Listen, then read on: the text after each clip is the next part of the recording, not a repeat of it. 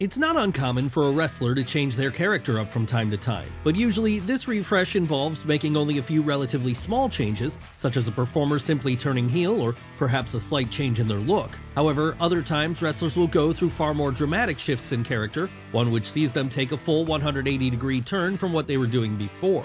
But what are the biggest examples of wrestlers making such a drastic change in character? Well, that's exactly what we're going to be looking at today. And where better to start than with the time Chris Jericho transformed from Y2J into his suit and tie clad villain. Yes, during his early years in WWF, Jericho was known for his 80s rock and roll style character. A man who wasn't afraid to be loud and colorful at all times, and who in true babyface heel proclaimed himself to be the man to save WWF at the turn of the millennium. So convinced was he that he could do this, in fact, he named himself Y2J as a reference to the feeling that he was the cure to the Y2K bug, which was sending the world into a panic at the time. Come 2008, however, it was clear that the Y2J character had run its course, and that fans were beginning to tire of the Winnipeg native's antics every week. So that was why he decided to change things up here in dramatic fashion by cutting his hair and wearing a suit and tie down to the ring, which was supposed to ape the attire worn by AWA World Champion Nick Bockwinkel back in the 70s and 80s. But that wasn't the only change Jericho was making, because aside from changing how he looked, he also changed how he acted too, with this now resembling less of a fifth member of Motley Crue and more Javier Bardem's portrayal of Anton Chigurh in No Country for Old Men, a cold, calculating villain who spoke softly, but with conviction at all times. Would this work out for him? Yes, in a word, because feeling completely refreshed by the alterations he'd made, Jericho was able to finally reach the main event scene in WWE properly for the first time. And he was also able to have arguably a career-best feud against Shawn Michaels while he was at it. Really, while the learning tree had changed up his gimmick prior to that, this was truly the point he started gaining a reputation for being the David Bowie of professional wrestling. And with good reason too, because it has to rank as one of the most successful 180-degree character transitions ever. But is it the best? Well, our next subject would have something to say about that, because when Triple H morphed from a blue blood to a degenerate, it really got the ball rolling for his career. That's right, while the most popular image many WWE fans have of the game to this day is that of the guy who, alongside Shawn Michaels, Chyna, X-Pac, and the New Age Outlaws, acted as one of the company's most prominent rebels during an era built on rebels, this wasn't his first gimmick while under Vince McMahon's employ. No, when he first debuted in the WWF in 1995, he was instead tasked with playing the role of Hunter Hearst Helmsley, an old money rich guy from Connecticut. Was this basically a ripoff of the similarly blue blood themed Jean-Paul Levesque character that he was playing in WCW prior to that? Yes, but that didn't make it any less effective for this new audience. In fact, it was so effective that during his first 2 years with the company, the King of Kings would end up becoming Intercontinental Champion. Of course, for as big of a deal as this was for him at the time, once he began teaming up on screen with Shawn Michaels in late 1997, things went to another level altogether. And that's because at this point, he dropped the rich guy aspects of his character, shortened his name to Triple H, and started playing something which was a lot closer to his real personality. A cocky young guy who believed that he was better than everyone else around him and who wasn't afraid to prove it in the ring. Needless to say then, this led to the current head of creative at WWE rocketing up to the main event picture at record speed, as now with a new gimmick which was in better fitting with the times, he was able to become WWF champion by 1999. And in the years following that, he'd win the top prize on an additional 13 occasions, proving he was always just as good as he'd said he'd been. Would he have reached this point if he was still playing that old Hunter Hearst Helmsley character? Possibly, but it would have been a lot harder to get over with it, especially during a period like the Attitude Era, which was a lot more focused on realism. Hell, it was that desire for more realism on screen which led to our next subject doing a complete 180 of their own back in 1998, when he went from being Thurman Sparky Plug to Hardcore Holly. That said, there was a slight irony to this one, as while his early character of a race car driver might have seemed cartoonish, it was actually pretty close to the real personality of Bob Holly, as when he wasn't in the ring wrestling, one of his favorite things to do was get behind the wheel and race. Sure, he was never a NASCAR superstar like his gimmick back then suggested, but it was at least a better representation of the real person than some of the other gimmicks of the era, such as Duke the Dumpster Droese and Mantar. Still though, for as much as this might have felt close to home for Holly, it was never a character that was going to rise above the undercard. So that's why, when the Attitude Era rolled around and the Alabama native got a chance to reinvent himself, he jumped at the opportunity, as it would allow him to rise up the ranks of the roster to a higher level. Who was this new reinvented version of him? Well, it was Hardcore Holly, a tough, no-nonsense Southern brawler in the vein of the APA or the Fabulous Freebirds. And while it didn't exactly see him reach the top of the card, the gimmick change did allow Holly to add far more longevity to his career, as throughout the turn of the millennium, he always had a role to play, usually in WWF's Hardcore division. Yes, during this period, Bob would become Hardcore champion on a full 6 occasions, and when he wasn't winning singles gold, he was also managing to nab the tag team belts with his kayfabe cousin Crash. So to argue this transformation was anything less than a big success for his career would be false then, as like was the case with Hunter Hearst Helmsley, it's hard to imagine Thurman Sparky Plug getting anywhere near any titles in WWF, no matter what era he was around in. But it's not all about the Attitude Era when it comes to dramatic character shifts, as the same thing was happening during the PG era too, with one of the most prominent examples of this being our next subject, Cody Rhodes, and the time he became Stardust. Yes, we know this is one a lot of fans would like to forget now, especially as Cody has recently been able to establish himself as such a strong main eventer in modern-day WWE. But while he might be enjoying the fruits of all his successes now, it wasn't always this way for the American Nightmare. Because when he first joined the Fed in 2007, he was just about the blandest character imaginable. Of course, considering he was still a rookie at this point, such a thing is excusable, as Cody still had a lot of learning left to do. What isn't so excusable, however, is that after starting to get the Cody Rhodes character over in both its dashing and undashing incarnations, the grandson of a plumber was absolutely nerfed when he was given an all-new gimmick to work with, that of Stardust. Who was Stardust? Well, he was basically Gold Dust from Wish.com, a budget version of his brother Dustin's far better gimmick. Not that he didn't give it his all in the role though. No, Cody did everything he could to make this cosmic prankster as entertaining as possible, but no matter how hard he tried, for fans it just was too jarring of a shift from the second-generation athlete they'd known before. So thank God then that in 2016, Stardust would seemingly die forever when Cody bet on himself and went on a tour of the Indies, a tour which eventually led to him becoming a founding father of AEW in 2019. And with the work he did there being so impressive that it eventually allowed him to return to WWE in 2022 under his American Nightmare gimmick, it doesn't look like we're going to be seeing Stardust again anytime in the future. No, we hope that the days of these questionable booking decisions are done for good now, and that we don't get many more botched gimmicks like Stardust, as well as our next subject, Nikki Cross, and the time she became Nikki ASH. Now, to be fair to the Glasgow native here, Nikki ASH wasn't a terrible character on the face of things. Sure, it was a dramatic shift from what she'd been doing before, but there was potential there if things had been handled with care. Unfortunately though, this was late period Vince McMahon booking we were talking about, and so once Nikki became the female roster's version of the Hurricane, a wannabe superhero, she was unlikely to be the next WrestleMania main eventer.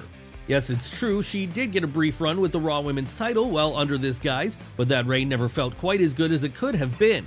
No, for as much as Nikki tried to get her almost a superhero character over with her natural charm and kid-friendly babyface antics, she was always better suited to doing what she'd been doing before that, being the resident psycho of Raw. Seriously, while Nikki ASH was all about rainbows and positivity, Nikki Cross was the complete opposite, being about hurting her opponents in the most sadistic way she could imagine.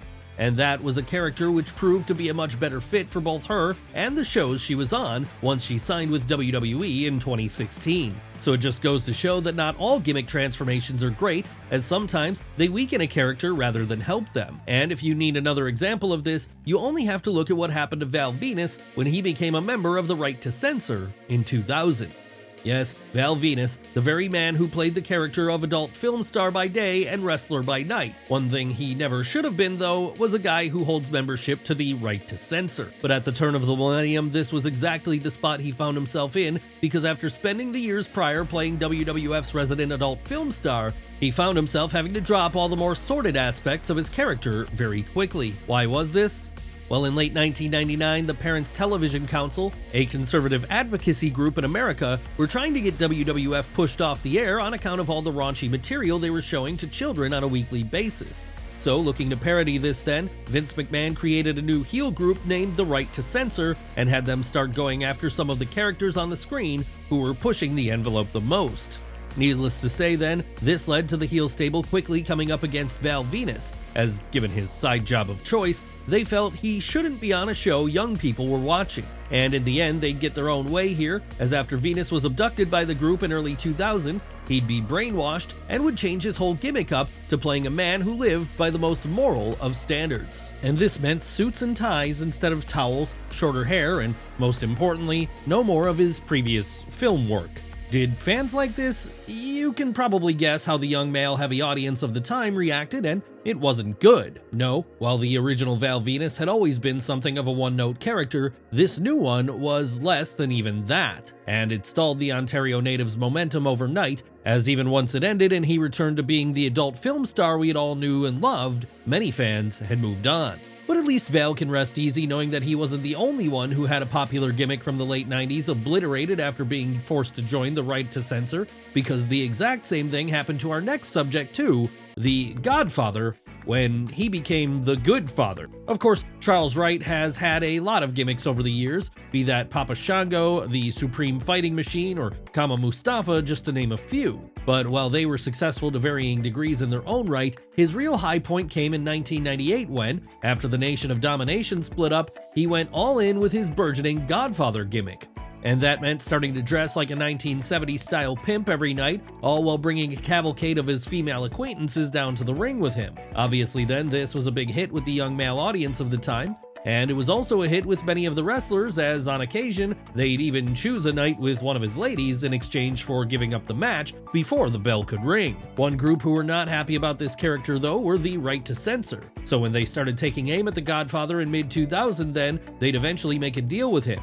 If he could beat their heavy, Bull Buchanan, then they'd leave him alone. But if Bull Buchanan beat him, then he'd have to stop being a pimp and join their stable instead. And so it was that after losing this bout, the Godfather would become the far more child-friendly The Good Father, a guy who now preached less about the wonders of ladies of the night and more about the joys of good old moral values. No prizes for guessing then that, like with Val Venus, this one was pretty quickly rejected by fans, and at one point, it looked like it was going to tank Charles Wright's career entirely. Luckily though, before too much damage could be done to him, the Right to Censor would run their course. And so, because of that, the Las Vegas native would be allowed to return to being the Godfather whenever he appeared in cameo roles from 2002 onwards. But we've spent a while talking about the 90s again here, so why don't we return to something a bit more modern, as there have been plenty of examples of 180-degree character shifts in current-day WWE too, with one of the most prominent examples of these being Bayley's transformation from hugger to role model in 2019. Yes, this one was more than a mere shift in alignment from face to heel, because prior to 2019, Bayley hadn't just been a babyface.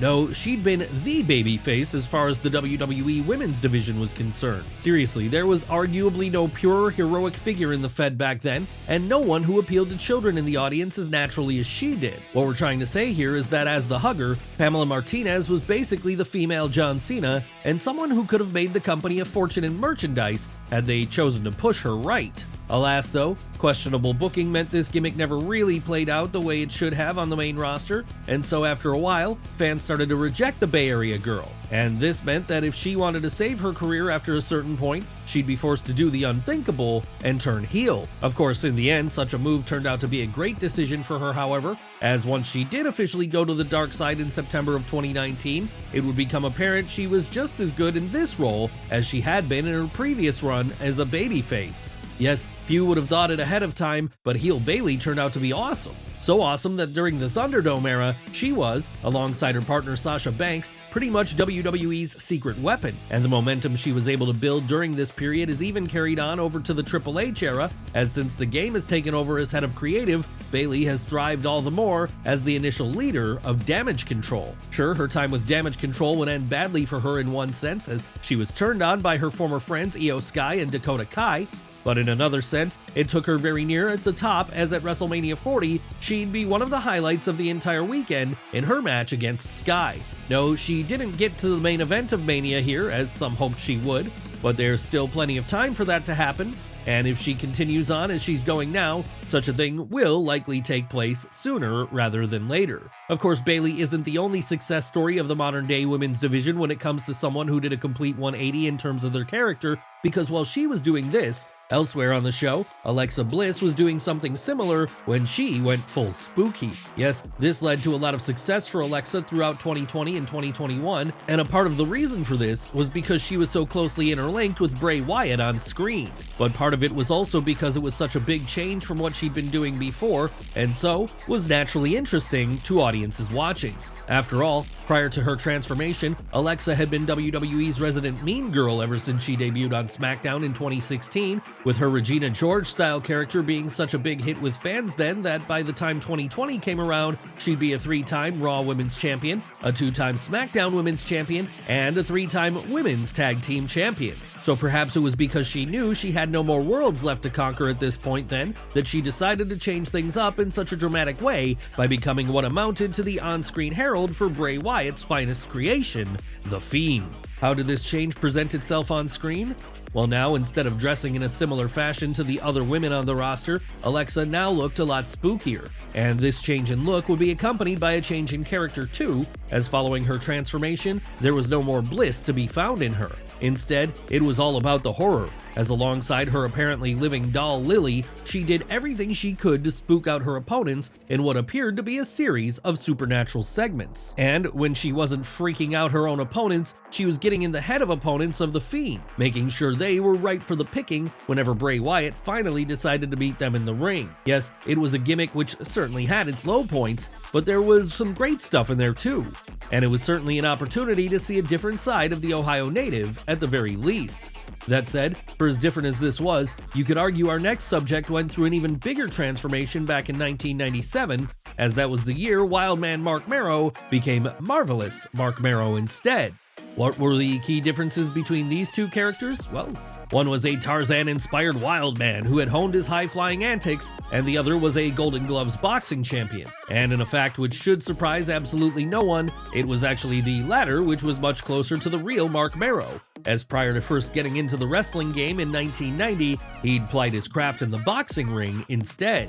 So why was he not given the Marvelous gimmick in the first place then? Well, the mid-90s were a strange time in WWF when almost everyone had to have a wacky gimmick, and because of that, when they were looking for someone to do a budget George of the Jungle impression, it was the Buffalo native who was selected for the role. To be fair though, he did have some success in this role, with him at one point even becoming Intercontinental Champion, and also getting to have some notable bouts against the likes of Hunter Hearst Helmsley and Stone Cold Steve Austin. Hell, you could argue this was actually the peak of Maro's run, because while on paper, the Marvelous gimmick looked like it should have been a much better fit for him, it actually did more harm than good in the long run, because with his wife Sable eclipsing him in popularity by then, and with him being booked like a jobber for the most part, come mid-1999, he'd have decided he wasn't going to be long for the squared circle.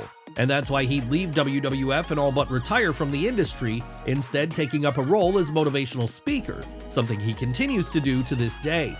Would he have had to do this had he remained in his original gimmick? It's impossible to say. But one thing is for sure, while it might not have been a success, the very fact that Mark Maro was able to do such a 180 character-wise deserves some credit, because as we've seen today, it's a hard thing to pull off, but certainly can work wonders for a wrestler if done correctly.